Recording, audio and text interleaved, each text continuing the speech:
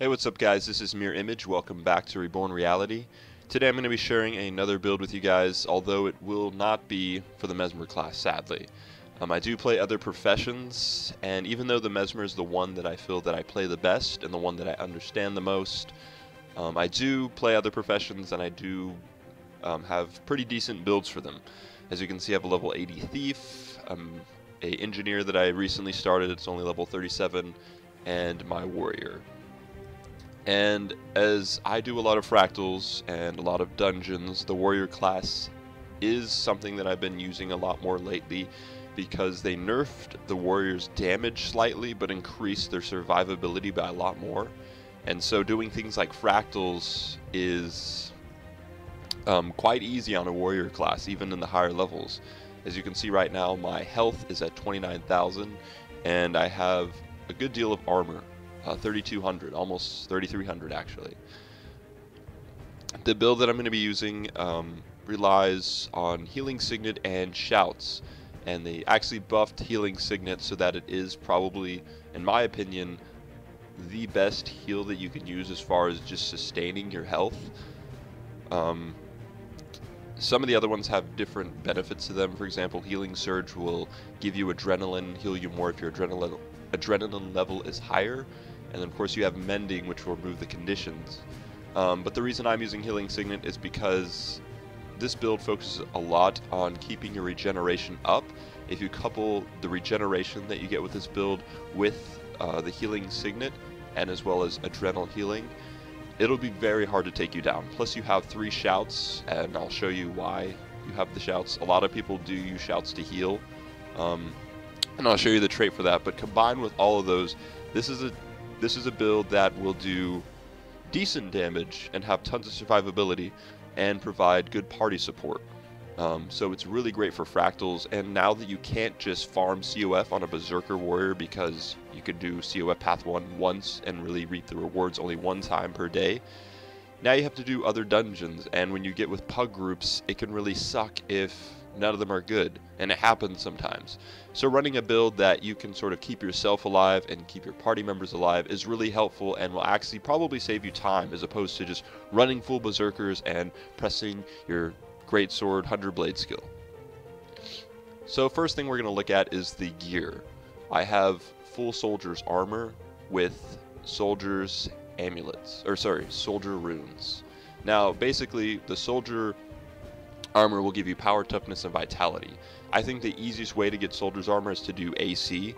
They did nerf how you can get tokens. You can only you can't switch characters to get extra tokens. The tokens that you get are per account now, so you're gonna want to have to get these over time as opposed to just, you know, farming the crap out of AC and getting this armor in like a couple of days. The reason I have the soldier runes are you get extra vitality and extra toughness that makes you more tanky, but your shouts will also remove a condition. So with 3 shouts, one that already removes condition and serves as a stun breaker, you have access to 4 condition removal, or you can remove up to 4 conditions just with your shouts. The other good thing about this is that the shouts have other effects just besides the condition removal, of course, and those effects are very useful to your party. As far as weapons, I'm using Valkyrie gear, which is power, toughness, and healing power. The reason being is so that our shouts will actually do a little bit more healing.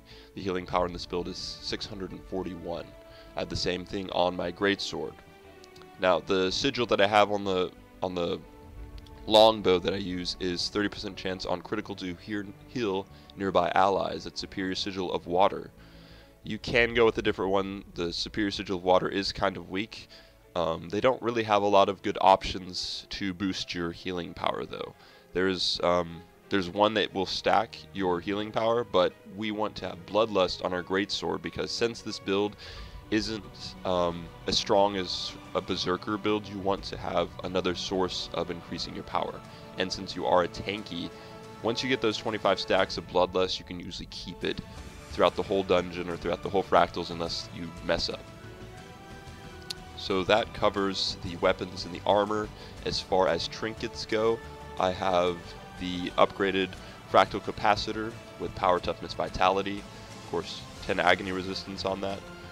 Same thing with the amulet here, power, toughness, vitality, and then same thing with the 2 rings. So you're pretty tanky at this point. I've not gotten the ascended rings right now, power, toughness, and healing power, so I get a balance of the power, toughness, and then of course you want that healing power, so your shouts will do more healing.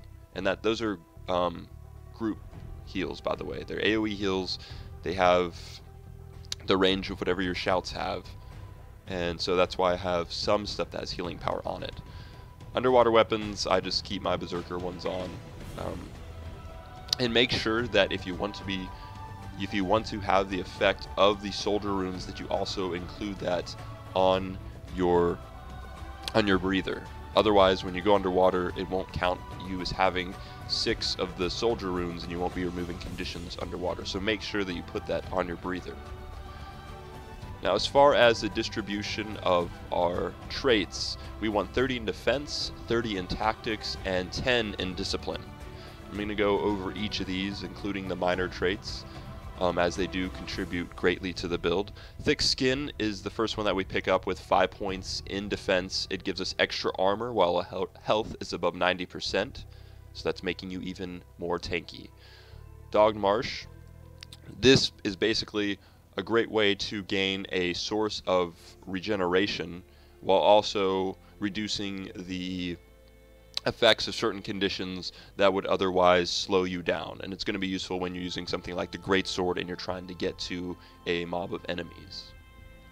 We also have Adrenal Health, which is one of the most important traits in this build, because combined with Healing Signet, the heals from your shouts, and this trait, you have such high regeneration that you can pretty much AFK certain mobs. I can go to ore and attack something and just leave my computer if I wanted to, and my regeneration is so high that I barely take any damage at all.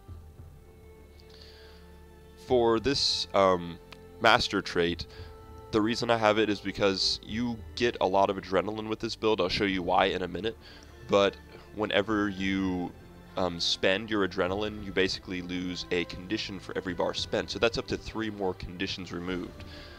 It might be a little overkill. You can switch this up if you'd like to, but when you're doing something like fractals, and those conditions can really eat at you, so having up to 7 ways to remove conditions in a build quite easily, it's really useful to you. I have Armored Attack. 5% of toughness is given as a bonus to power. Since your toughness is so incredibly high in this build, this is really awesome to just sort of contribute to how much power you have. That combined with the Bloodlust is going to help your attacks to hit even harder. Spiked Armor is a great trait to have. Since we aren't doing tons of crit damage, it's nice to have another method of dealing damage to our enemies, and since you can take the hits, you are going to deal tons of retaliation damage. When you're just standing in the fray and you have tons of mobs hitting on you, you'll just see tons of the retaliation damage just spike up, and it's really useful, really supplements your damage. For the 5 points in tactics, you get extra toughness while you're reviving, just again making you a little bit more tanky, and then it makes you more effective in reviving your allies. Empowered, you get increased damage for every boon on you. This is really useful when you're doing dungeons and there's a guardian there, because they're going to put tons of boons on you, and having that extra damage, you want to make sure that you're not just a tank. You want to have a little bit more functionality than just taking a hit. So having this, again, more power, that combined with Bloodlust and some of the other traits that I've shown you, will help your damage to be better than just par. Fast Healer, again, this is going to help you when you're reviving. It's really useful when somebody goes down, and there's a lot of just constant damage, like when you're fighting the harpies and somebody goes down because a guardian missed a wall reflection or something like that.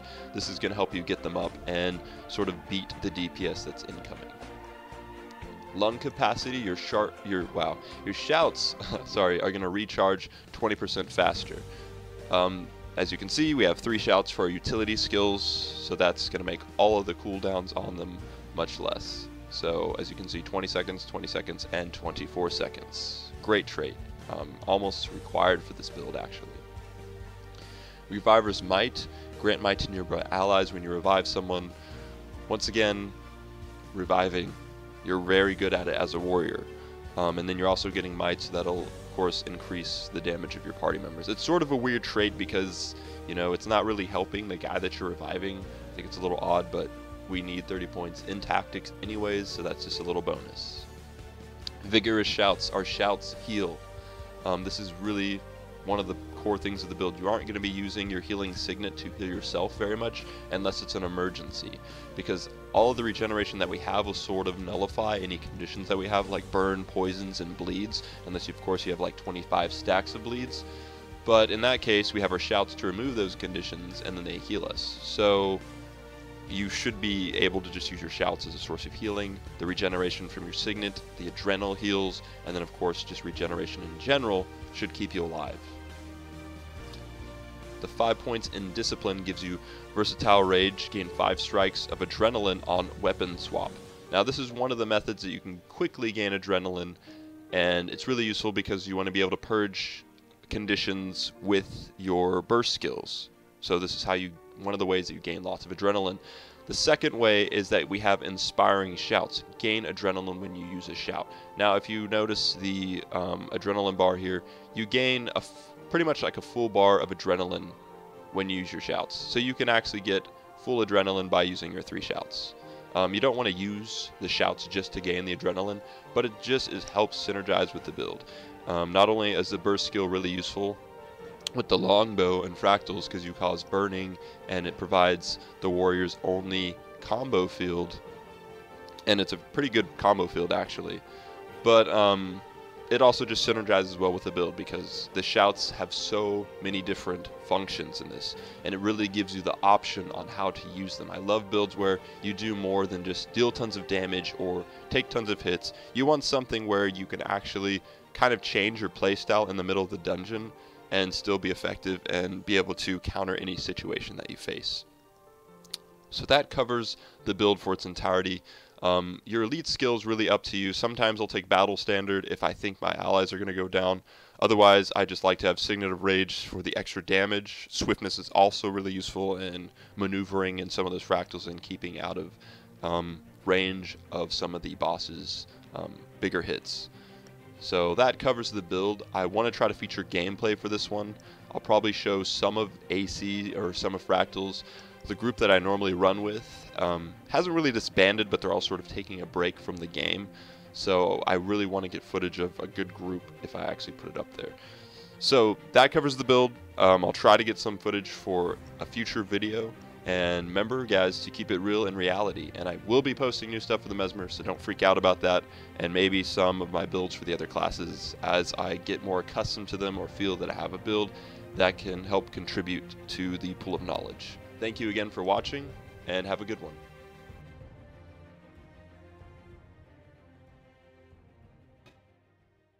Alright, so in this short clip I just want to demonstrate just how powerful the regeneration and sustain in this build is for the warrior class. So keep in mind that this is something that I'm fighting solo. If you were in a group setting, you'd be doing even more support because your shouts removing conditions from your allies, providing small heals, and of course providing either buffs to your allies or debuffs to your enemies.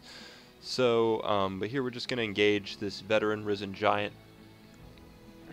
And also pay attention to how the skill rotations.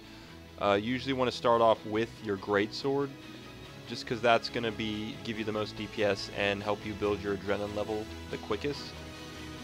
Whenever you do have max adrenaline, typically you want to switch over to your longbow and use your burst skill. Now your burst skill is going to remove up to 3 conditions based on how much adrenaline you have. So if you have 3 bars of adrenaline, that's going to be 3 conditions removed.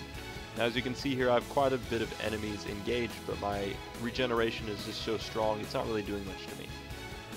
Also, whenever you use your burst skill with the longbow, you want to also be using the 3rd skill shortly after so that you're giving yourself might. It's a combo finisher, so you'll actually be giving area might, so any allies that are also near you will be gaining those might stacks as well. As you can see, my health is still fairly high. I'm not doing a whole lot to try to avoid damage other than just the occasional evades of this giant stomps, but my health is doing just fine. I'm not having to heal or anything else, and there were a bunch of other mobs there, and I'm not really having to do too much. I'm just sort of auto-attacking and going through my skill rotations as needed. In addition to your shouts removing conditions and providing small heals, they're also giving you that adrenaline. So typically what you want to do is build up your adrenaline level and then use your burst skills, and then save your for great justice and on my mark, so that you can build up your adrenaline quickly again, so you can get your burst skill off twice with the longbow before switching off to the greatsword again. And there you go. That's a short demonstration of how easy it is to play this build.